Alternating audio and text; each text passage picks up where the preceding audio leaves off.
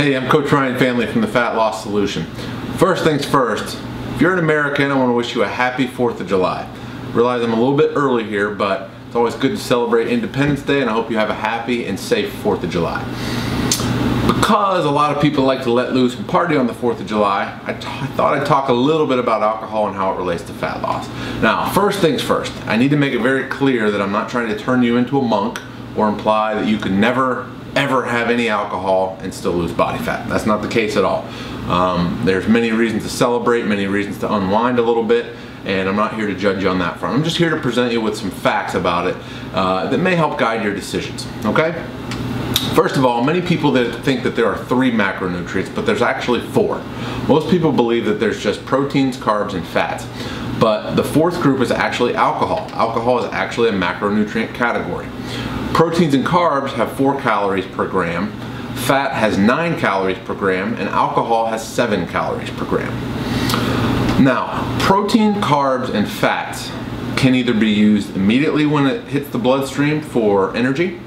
So for example, if you're doing an endurance bike ride, if you're riding your bike for 100 miles, mid-ride, if you drink a carbohydrate solution, that carbohydrate solution, as soon as it gets in the bloodstream, is going to be used immediately for fuel.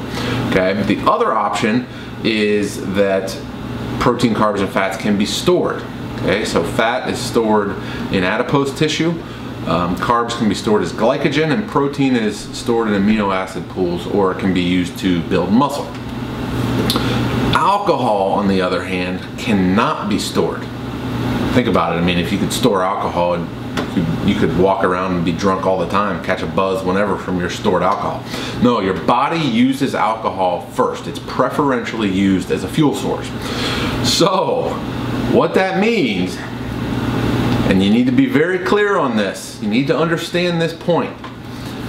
When you are drinking alcohol, especially in excess, all the food that you eat while the alcohol is still in your system will be stored as fat. Okay? This is a crucial point, because think about it. When you go out for a night on the town and you've had a few drinks, what tends to happen? That's right, you end up at the pizza stand and you're pounding junk food, or you get the hot dogs and ice cream. I don't know what you get. In college, I witnessed petite, tiny little women knocking down entire large pizzas when they were drunk. And so all of that, a pizza, shoot, it could be 2,500 calories, 3,500 calories for a whole pizza, maybe even more, I don't even know. But all of that is going to get directly stored as body fat. So moderation is key, when it comes to alcohol, but moderation goes out the window sometimes, and a lot of people are not reaching their goals. So let me set the stage here. You're in the middle of a productive fat loss cycle.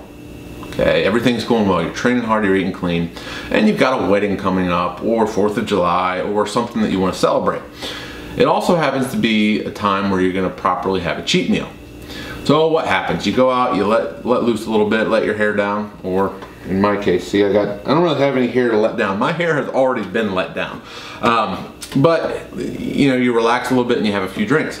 Well, what happens after that? You have your cheat meal. Well, your cheat meal normally, under normal circumstances without alcohol, your cheat meal will boost your metabolism. Your cheat meal will refill glycogen stores. Your cheat meal will boost leptin levels, boost your thyroid, all that stuff. When alcohol is in your system, none of the good things with cheat meals happen. Basically, a cheat meal with alcohol is just a plain freaking disaster. So it's just going to be all that body fat storage. So you don't get the same hormonal boost that you get from a normal cheat meal if there's alcohol involved. So on top of all your food and all your calories getting stored as body fat when you've got alcohol in your system, if you go out on a real bender, and I'm talking about the one where the next morning you have pictures of yourself running naked down the street with a road cone on your head, if you have one of those nights, your testosterone will be suppressed for up to 72 hours. Even ladies, women have testosterone too. Testosterone suppression means that for 3 days in a row, you're going to have suboptimal performance in the gym, suboptimal sex drive, suboptimal muscle gaining and protein synthesis, and suboptimal recovery. Okay, so it's a big picture effect that going out hard has. Okay, You know, and then the argument that I always hear is, well, but wine is good for you, right? Yes and no. Wine, red wine in particular, has something in it called resveratrol, and resveratrol has been shown to have a lot of positive health benefits. It's a potent antioxidant, so it prevents cancer and free radical damage. It does some things with estrogens that are pretty cool to make sure your estrogen balance is good. But just because that glass of red wine is healthy in terms of having a beneficial compound in it does not make it a green light if you're on a fat loss plan. And here's what I mean. You know, I had a fat loss client who was training hard, said she was eating the meal plan properly, and I believe that she was, and she wasn't getting results. Well, she was having 3 glasses of red wine a night. Doesn't seem like a big deal. You know, she said, hey, my doctor said red wine was good. And so we have this, as a society, we kind of have this, if some is good, more is better mentality, right? So instead of having 1 glass of red wine, she had 3 every night, 7 nights a week. So that's 21 glasses of red wine a week. And so those meals that she was eating, you know, you can easily, with red wine, it varies a little bit, but, you know, you're looking at anywhere from 100 to 200 calories per glass of wine. And I mean, gosh, that's a lot of calories that need to be used up before her food can actually be used for her body. So she was storing a lot of that food as body fat. And so once we knocked that back, it was no longer a problem for her to lose body fat. So keep that in mind. Now, 1 to 2 glasses of red wine a week. You have a glass on Friday night, glass on Saturday night, you know, when you're out with family or doing something. That's not really going to have a negative impact on fat loss.